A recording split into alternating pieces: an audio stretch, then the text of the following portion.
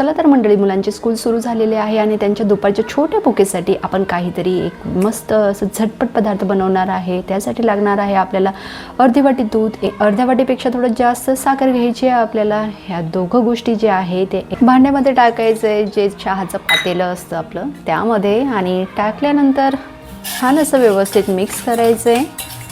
स्कूलच्या छोट्या ब्रेकसाठी आपण ही गोष्ट जर त्यांना बनवून दिली तर ते तर आवडीने खातीलच, आणि आपल्यालाही असं होऊन जाते की एक हेल्दी आणि बेस्ट ऑप्शन मिळून जातं देण्यासाठी, आणि वेळही जास्त काही लागत नाही। झटकेपट आपण हे बनवू शकतो आणि महिनाभर टिकणारी ही वस्तू आहे, म्हणजे महिना 2 महिना जितके आपण जास्त बनवले तितकं टिकून राहतात।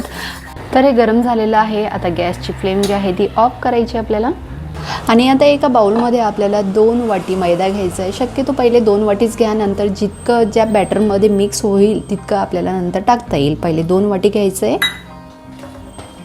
आणि तुम्ही म्हणाल मैदा घेतला तर ते काही हेल्दी झालं नाही, पण घरची वस्तू आहे तर ती अनहेल्दी होऊ शकत नाही।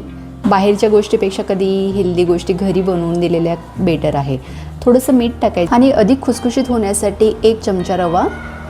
हे मिश्रण आता थंड झालेलं आहे। हे मिश्रण यामध्ये आपण थोडं थोडं करून टाकूया आणि व्यवस्थित मिक्स करून घ्यायचं आहे। आणि गोळा करत असताना शक्यतो घट्टसर गोळा तयार करा। बघू शकता आपण अशा प्रकारे बनवायचं आहे आपल्याला, एकदम असं घट्टसर पाहिजे। इतकं मिश्रण उरलेलं आहे ते सुद्धा टाकून घेऊ, आणि थोडा मैदा आपल्याला यामध्ये ॲड करावा लागेल, ते पण करून घेते मी। अगदी 2 चम्मच बघू शकता आपण अशा प्रकारे, एकदम जास्त नाही टाकायचं, फक्त 2 चम्मच पहिले टाकून बघायचं। आणि आता आपण हे जे मिश्रण तयार केलेलं आहे, जे साखरेचं मिश्रण आहे, त्यावर ते डिपेंड राहील की ते म्हणजे यामध्ये मैदा किती जाईल आणि किती नाही। हे अजूनही पातळ आहे,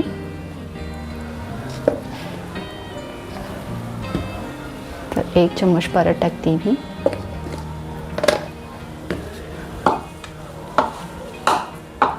आता व्यवस्थित होऊन जाईल।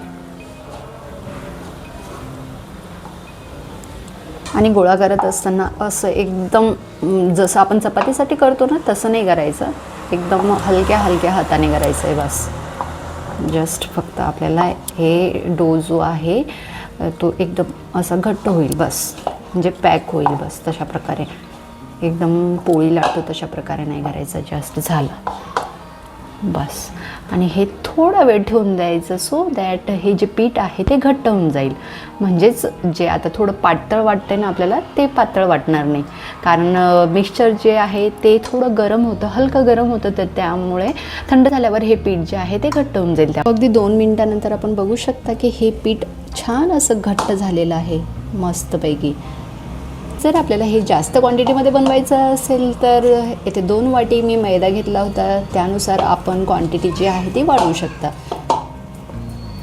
यस, आता हे झालेलं आहे। अर्ध पीठ घ्यायचं आहे, व्यवस्थित असं गोळा करायचं आहे, आणि गोळा केल्यानंतर जशी पोळी आपण लाटतो तशा प्रकारे आपल्याला हे लाटून घ्यायचं आहे। थोडंसं पीठ टाकायचं आहे, आणि एकतर नाही टाकलं तरीही चालेल। पीठ टाकल्यानंतर जाडसर पोळी लाटून घ्यायची आपल्याला, एकदम बारीक नाही करायची, जाड करायची, जस्ट अशीच करायची बस। आणि ह्या पोळीची थिकनेस आपण बघू शकता इथे अशा प्रकारे, जस्ट बस। आणि माझ्याकडे हे कुकी कटर आहे, आणि जर आपल्याकडे हे कुकी कटर नसतील तर आपण एकतर ग्लासने कट करू शकता, झाकण असतो त्या झाकणने कट करू शकता, पण माझ्याकडे आहे तर मी हे यूज करते। आणि अशा प्रकारे हे कटर जर वापरले तर ते फॅन्सीही दिसतं आणि मुलं आवडीने सुद्धा खातात। आणि जर आपले मुलं जर नर्सरी वगैरेमध्ये जात असतील तर शक्यतो असेच कटर वगैरे जे असेल फॅन्सी शेप जो आहे तो देण्याचा प्रयत्न करा। जितके शक्य आहे तितके बनवण्याचा प्रयत्न करायचा एका पोळीमध्ये, म्हणजे झालं। तर काढून घेऊ, पटापट पटापट निघून जातात बस। छान असे झाले बघा। पहिल्या वेळेस मी पीठ लावलं होतं, आणि यावेळेस पीठ लावायची काही गरज नाही आहे, कारण जसं जसं पीठ जे आहे ते थंड होतं किंवा थोडं जास्त वेळ राहिलं ना तर घट्ट होत जातं, तर त्यामुळे नंतर पीठ लावायची आपल्याला काही गरज पडत नाही। एका कढईमध्ये तेल घ्यायचं आहे, आपण तूपही घेऊ शकता तळण्यासाठी, आणि तळत असताना गॅसची फ्लेम जी आहे ती मध्यम ठेवा, सो दॅट ते क्रिस्पी बनतील। तेल चेक करून घ्यायचं आहे, गरम झालेलं आहे बऱ्यापैकी।